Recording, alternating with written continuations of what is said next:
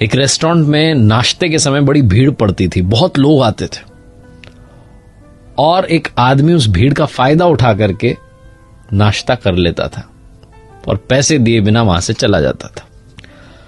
वो रेस्टोरेंट जो था बड़ा फेमस होता जा रहा था, उसका नाश्ता जो था बड़ा पॉपुलर होता जा रहा था, बहुत लोग आते थे। तो एक आदमी वहां पहुंचा, उसने देखा कि एक व्यक्ति है जो इस भीड़ का फायदा उठा करके बिना बिल चुकाए, बिना पैसे चुकाए निकल लेता है। और उस व्यक्ति को भी बड़ा अच्छा लगा वहां का नाश्ता, उसने डेली आना शुरू किया। और जब 2-3 दिन उसने देखा कि ये तो रोज ही आकर के फ्री में खा रहा है, तो उसे लगा मालिक से बात करें, बताएं कि भाई देखो तुम्हारे यहां पर क्या हो रहा है, नुकसान हो रहा है। तो मालिक से मिल नहीं पाता था, इतनी भीड़ होती थी, बात नहीं हो पाती थी। एक दिन थोड़ी सी भीड़ कम थी, जब वो पहुंचा आदमी, तो उसने कहा भैया सुनो, आप मालिक को? बोले हाँ मैं यहाँ का ओनर हूं। बोले एक बात करनी थी आपसे। उसने कहा बस थोड़ा सा कस्टमर फ्री हो जाए फिर आपसे बात कर लेंगे, अगर आपके पास टाइम हो तो। उसने कहा हाँ ठीक है, आज बड़ी इंपॉर्टेंट बात करनी है।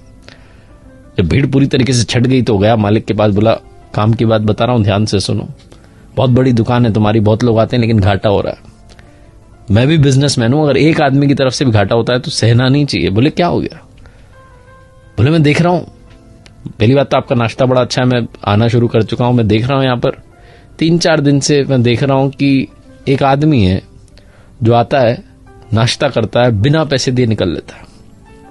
तो मैंने सोचा कि आपको बता दूं, आप अपने वेटर वगैरह इनको तैनात रखो और अगली बार जब वो आए तो उसे पकड़ो और पुलिस के हवाले करो, या फिर उससे पैसे लो कि इतने दिनों से फ्री में खा के जा रहा है, नुकसान तो हो ही रहा है ना। रेस्टोरेंट के मालिक ने कहा कि अरे भाई साहब आप समझोगे नहीं, मैं पूरी बात समझाता हूं। बोले जो भीड़ है ना, ये उसी की वजह से। वो सामने वाले आदमी ने कहा क्या बात कर रहे हो, उसकी वजह से भीड़ कैसे? बोले हाँ, और ये आप पहले इंसान नहीं हो जो मुझे बता रहे हो कि वो आता है फ्री में खा के जाता है। बहुत लोग आके मुझे बताते हैं कि एक आदमी आपके यहाँ पे आता है, फ्री में नाश्ता करके जाता है, पैसे नहीं देता। बोले मुझे जब ये पहली बार मालूम चली, तो पहली बार बात मालूम चली, मैं उसके पीछे पीछे गया, मैंने थोड़ा देखा उसको कौन है, कहां से आता है। यहीं पास वाले सिग्नल पर भीख मांगता है। ना मैंने उसको कभी अपमानित किया, ना कभी उसकी इंसल्ट की, ना कभी उससे कुछ उल्टा सीधा कहा, ना कभी उससे पैसे मांगे, ना कभी उसे भगाया। उसको आने देता हूं, वो पेट भर के खाता है, चला जाता है।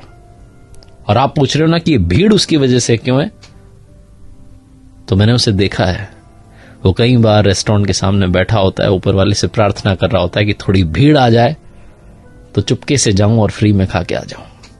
ये भीड़ भाई साहब उसी की प्रार्थना की वजह से आती है। जब उस रेस्टोरेंट के मालिक ने कहा, तो वो जो बिजनेसमैन था जो नाश्ता करने आने लगा था, उसकी सोच बदल गई। उसने कहा हाँ, हमें यह भी समझना जरूरी है कि कई बार हमारी लाइफ में जो खुशियां आई होती हैं वो दूसरों की दुआओं से, दूसरों की प्रार्थनाओं से आई होती है, लेकिन हम उनका शुक्रिया अदा करना, उन्हें थैंक यू कहना भूल जाते हैं। ग्रैटिट्यूड, इसे लाइफ में संभाल कर रखिए और शो करते चलिए, हर पल के लिए, हर क्षण के लिए उसका धन्यवाद करते चलिए। और ये मत मानिए कि सब कुछ मेरी वजह से हो रहा है, ये मानिए कि सब कुछ उसकी वजह से हो रहा है।